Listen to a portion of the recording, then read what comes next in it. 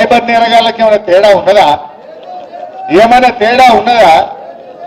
ఏం చెప్పిండు ఎలక్షన్ల ముంగట? మహాలక్ష్మి 2500 ఇస్తా, మీకు 4000 అవ్వాతాతలకు పింఛన్ ఇస్తా. కేసీఆర్ గారు ఉన్నప్పుడు రైతు బంధు నేరుగా ప్రజల అకౌంట్లలో వేసిండు. కేసీఆర్ గారు నేరుగా అవ్వాతాతల పింఛన్ 200 నుంచి 2000 చేసి అకౌంట్లలో వేసిండు. కేసీఆర్ ఏమో ప్రభుత్వ ఖజానా నుంచి ప్రజల ఖజానాలోకి ప్రజల అకౌంట్లలో కేసీఆర్ డబ్బులు వేస్తే రేవంత్ రెడ్డి ఏమంటుడు? ప్రజల అకౌంట్లలోకి వెళ్ళి పైసలు పుచ్చుకుంటాడు.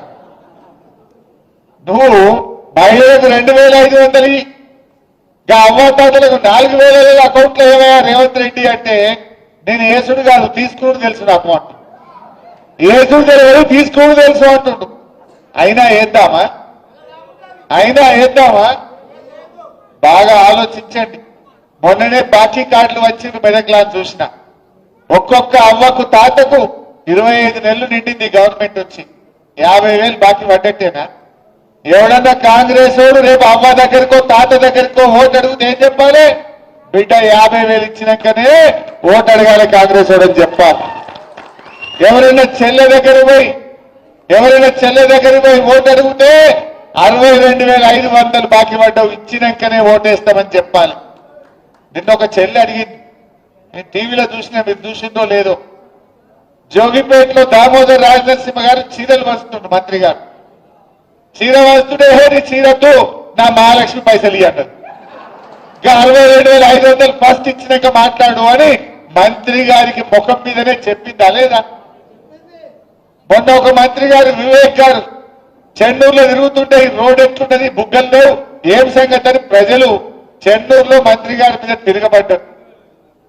బట్టి విక్రమార్క ఉప ముఖ్యమంత్రి గారి మీద మదిరెల మహాలక్ష్మి సంగతి ఏంది చెప్పు అని మదిరెలో ప్రజలు ఆయన మీద ఉప ముఖ్యమంత్రి గారి మీద తిరగబడ్డారు. ఇవాళ పొద్దుగాల ఇంకో మంత్రి పొన్నం ప్రభాకర్ హైదరాబాద్ లో తిరుగుతుంటే జనం పొన్నం ప్రభాకర్ ను నిలదీసినటువంటి పరిస్థితి. కాంగ్రెస్ పరిస్థితి ఏంది? మంత్రులను ఉప ముఖ్యమంత్రిని ఎక్కడికక్కడ ప్రజలు నిలదీస్తున్నటువంటి పరిస్థితి ఉంది. ఓపిక పట్టిండ్రు, 1 సాల్ 2 సాల్ 2 ఏళ్ళు ఓపిక పట్టిండ్రు.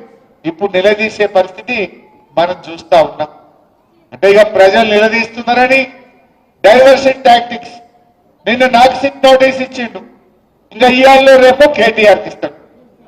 గంతే కదా నువ్వు ఇచ్చేది, వచ్చిందా? గంతే చేస్తాడు. ఎందుకంటే కేటీఆర్ గారు ఒకవైపు గట్టిగా నిలదీస్తుండు, ఇంకొక వైపు నేను అడుగుతా ఉన్నా, సమాధానాలు లేవు. నీ బొగ్గు కుంభకోణంలో నీ బామ్మర్దికే నువ్వు సాయం చేసినావు, నీ సంగతి ఏంటంటే దాని మీద సమాధానం లేదు. సిట్ నోటీసులు పంపుతుంది, ఇక ప్రేమలేఖలు. భయపడతామనుకుంటున్నావా? నువ్వు ఎన్ని నోటీసులు ఇచ్చినా బిడ్డ నిన్ను ప్రశ్నిస్తూనే ఉంటాం. మహాలక్ష్మి ఇచ్చేదాకా అడుగుతాం, రైతు రుణమాఫీ అడిగేదాకా అడుగుతాం, నువ్వు అవ్వాతాతలకు 4,000 ఇచ్చేదాకా అడుగుతాం, నువ్వు తులం బంగారం ఇచ్చేదాకా అడుగుతూనే ఉంటాం. పిల్లలకు ఎస్సీ ఎస్టీ బీసీలకు ఫీజు రియంబర్స్మెంట్ డబ్బులు ఇచ్చేదాకా రేవంత్ రెడ్డి వెంట పడుతూనే ఉంటాం. నువ్వు ఎన్ని నోటీసులు ఇచ్చినా, నువ్వు ఎన్ని అటెన్షన్ డైవర్షన్లు చేసినా నీ వెంటనే పడతాం. ఏందన్నట్టు మనం మున్సిపల్ ఎన్నికల్లో పనిచేసుకోవద్దు, ఇక ఈ సిట్ నోటీసులు ఇచ్చి దాని చుట్టే తిరగాలి. నీ బామ్మది బొగ్గు కుంభకోణం బయటకు రావద్దు, ఈ సిట్ నోటీసుల మీద డైవర్షన్ పాలిటిక్స్ చేయాలి.